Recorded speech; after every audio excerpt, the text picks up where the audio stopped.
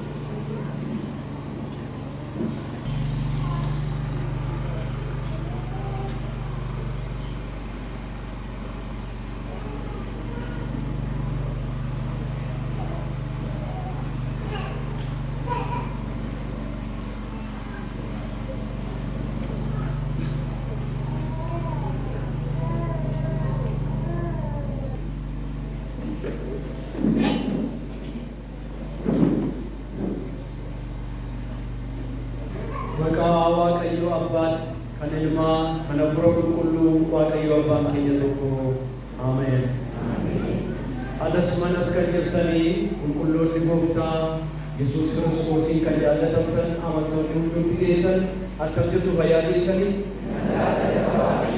Waaqayyo Gooftaa keenya isa karaa hundumaan gargaalee fayyaaf nagaatti eegee kabajaa ulfinaan fuula isaa dura keessisee akka isa waaqessuuf isa jajallu isa nu godhe Waaqayyo keenya bara baraan haa eebbifamu.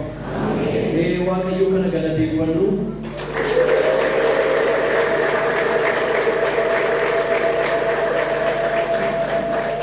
Bara baraan ulfinneef galanni Waaqayyo Gooftaa keenyaaf haa ta'u.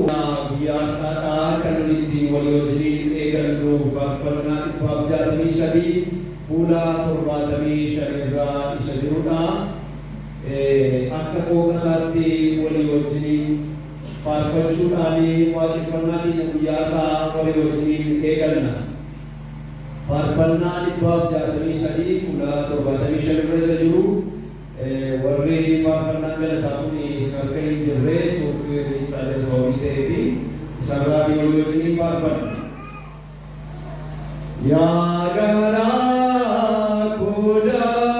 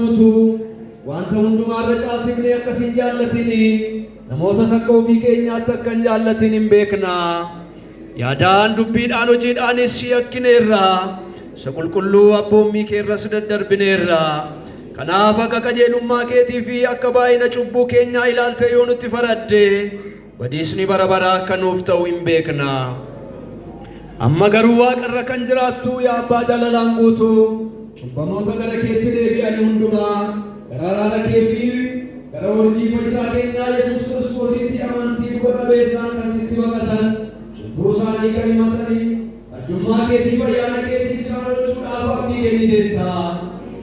warra si akka hundumaa fi akka isaanii hin dhiifta malee akka baay'ina cubbuu isaanii ilaaltee isaaniitti hin faraddu. eegale namoonni cubbamoonni kana hin amanna.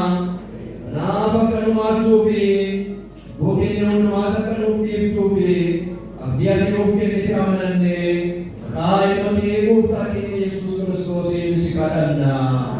Ameen.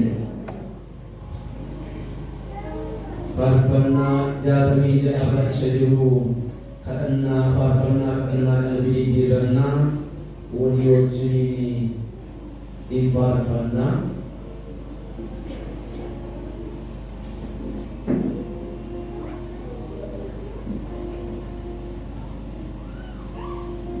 Yehova keenya nu gargaare.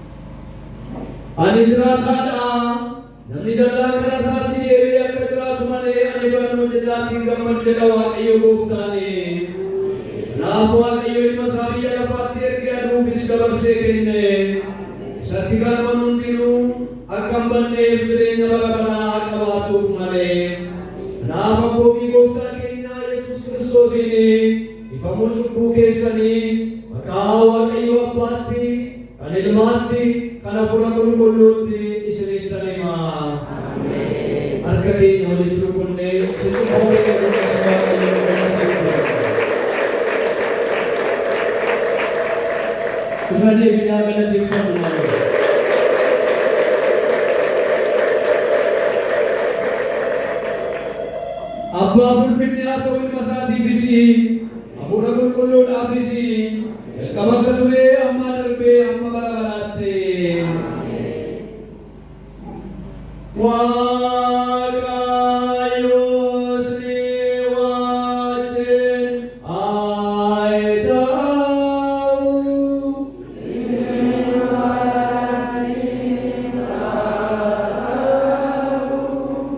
Gooftaan keenya Yesuus Kiristoos akka jedha nagaa isin biratti nan hambisaa nagaa koos isiniif nan kennaa an akka biyyi lafaa kennuuttan isiniif kenna miti garaan keessan hin raafamin hin sodaatinis kanaafis akkuma wal bukkee jirtanitti nagaa gooftaa akkasuma wal gaafattan isin hafeera nagaa Waaqayyoo walaa gaafadhaa.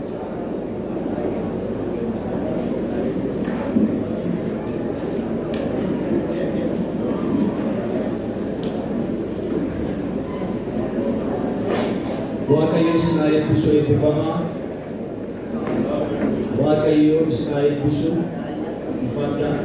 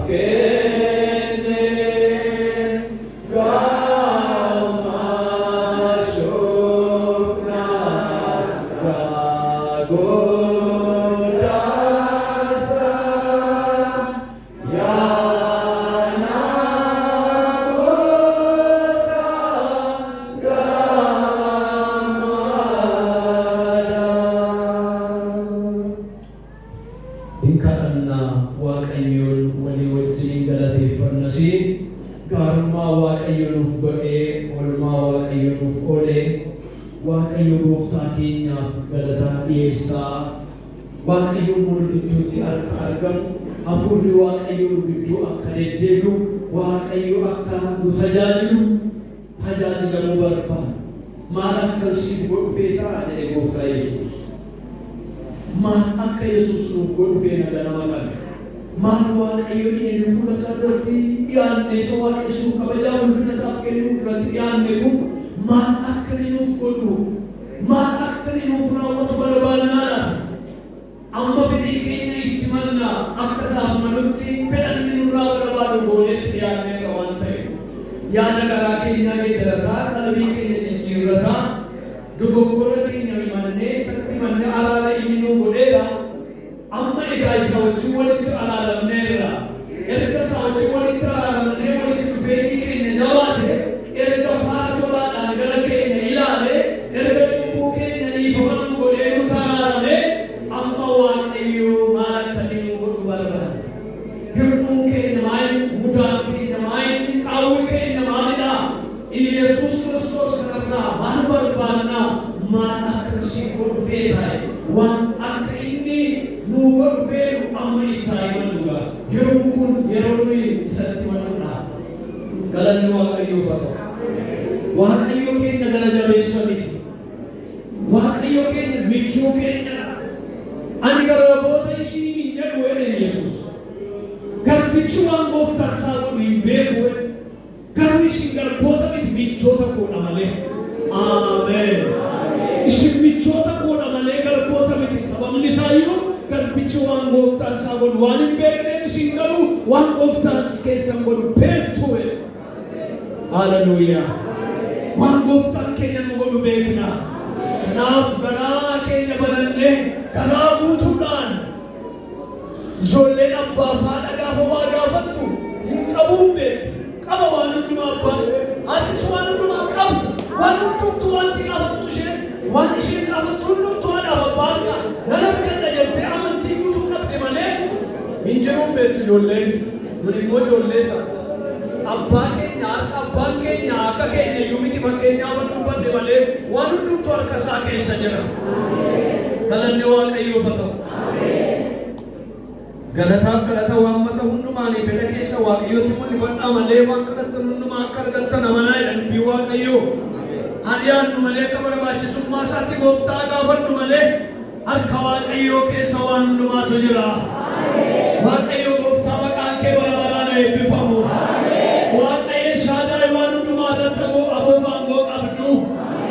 Yaa Waaqayyo wanti addunyaa kanarraa yaa Waaqayyo siin gadi kan ta'e wanti siin ol ta'e tokkoyyuu hin jiru. Yaa Waaqayyo wanti nu gararraa nuun ol kan fakkaatu kun sii gadidha. Faana miilla kee jaladha. Akkuma Daawit garbichi kee jedhe lafti kun dalgeerra jenna miilla keeti. Samiin kun immoo teessoo keeti.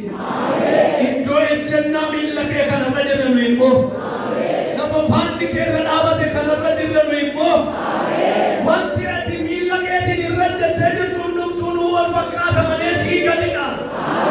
Haalli balaa nu wal yoo fakkaate sii gadi. Hanqinni dinagdee jireenyaas nu wal yoo fakkaate sii gadi. Barumsi garaagaraa dhibee gurgurri adda addaa nu wal yoo fakkaate sii gadi. Irra jettee irra dhaabattee jirta. Akka waan siin ol ta'eetti nu wal yoo fakkaate nu namni dhibbisayyuu yoo nu rakkisee nu dhaqiiyyuu sii gadi jira yaa Waaqayyo. Amma waan hundumtuu sii gadi ta'e sanaaf si kadhanna. Haala keessatti danqabnee rakkataa jirru kee akka nu baaftu. Wanta hibboo ta'e nuyi kamuu didee guluunfaaf ijoo isaa nu duraan dhokate akka nu hiiktu. Haleluuyaa. Maqaa Yesuus Kiristoosiin akka nu hiiktu.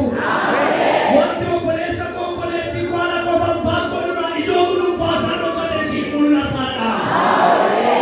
Ni dhokataan kan Waaqayyoo Waaqa keenyaati. Ni mul'ataan garuu kan keenyaaf kan ijoollee keenyaati de garbichi kee Museen. Wanti dhokataa fakkaate sii mul'ataadha. Yaa Waaqayyo maqaa gooftaa Yesuusiin guyyaa irraa nan jedhaa wanti garratti adeemu waan qabnee gadhiisnu waan dubbannee waan laallu kan nu dhoowwe ijoon isaa kan nu duraa dhokate waan hin argamne kan fakkaate qaroon kee waaqarra taa'een arga. Citee waaqarra taa'een ilaala. Waaqayyo ganama kana irratti dubbadhu. Waaqayyo ganama kana sagalee irratti nu ergi. Sagaleen kee jiraataadha. Sagaleen kee humna qabeessa. Sagaleen kee danda'aadha. Sagaleen kee gaarota gara sitti hojjeta. Sagaleen kee garaa galaanaa kee ati dhageessisa. Sagaleen kee garaa lafaa kee haadhee Waaqa ol nama baasa. Maqaa gooftaa Yesuusiin sagalee kee irratti nu ergi. Du'aa inni fakkaatee jiraataa haa ta'u. Tortoree guyyaa afur buleera siin jedha. Isa namni itti herregee tilmaamaaf herrega isaa keessa galchee dhumeeraaf jedhu miti. Akka herrega keetti herregni namaa waliin fakkaatu. Du'aan guyyaa afur bulee tortoree sagalee kee dhaga'a. Nu jalaa didee malee si jalaa diduu didaa yaa Waaqa. Haadha koo abbaa koo obboloota firoota koo jalaa qabuu didee malee si jalaa qabuu didaa himu. Wanti nu waachuu didee kun dhuguma si. Du'aa nu danda'atee ka'e boolla keessa. Sagalee kee dhaga'ee. Wanti utuu gurra qabuu ija qabuu arguu didee dhaga'uu didee garuu yaa Waaqayyo nu jalaa didee malee si jalaa didu. Maqaa gooftaa Yesuusiin ganama kanatti nu darbika. Humna keen itti darbika. Sagalee kan itti darbika. Abeet abeet abeet abeet abeet ani garaa nagaa si kee abaasee garaa foonii si kee akka jette. Maqaa gooftaa Yesuusiin laphee garaa biyyaan ni geeddaramu didee kun haa geeddaramu. Maqaa Yesuusiin haa geeddaramu. Wanti haaraa wanta ajaa'ibsiisaan dinqisiisaan tokko haa ta'u. Yaa Waaqayyo si kadhanneerra. Dadhabaa keenya jabeessi. Wallaalaa keenya nu barsiisi. Yaa Waaqayyo isa karaa irraa kaate karaatti nu deebisi. Sabannaa ogummaan harkaa dhabe yaa Waaqayyo qalbiitti nu deebisi. Abbaa keenyaa qalbiitti nu deebisi. Jiraa fakkaatu malee qalbii qabu. Warqatti baatu yaa Waaqayyo warqatti baatu irraanfatee barbaada. Dhaloonni kun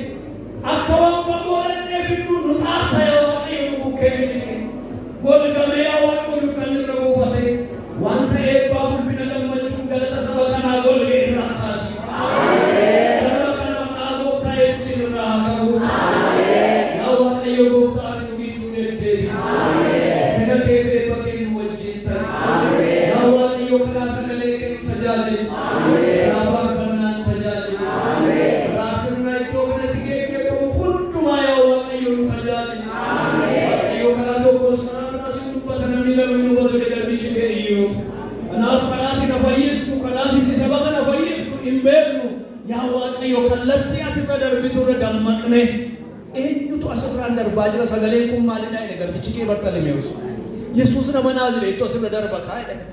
Sagale dage karon sana. Namari. Uta sin darba ira fanni kun kane uti sagale kun kane uti wachi kun mali dag.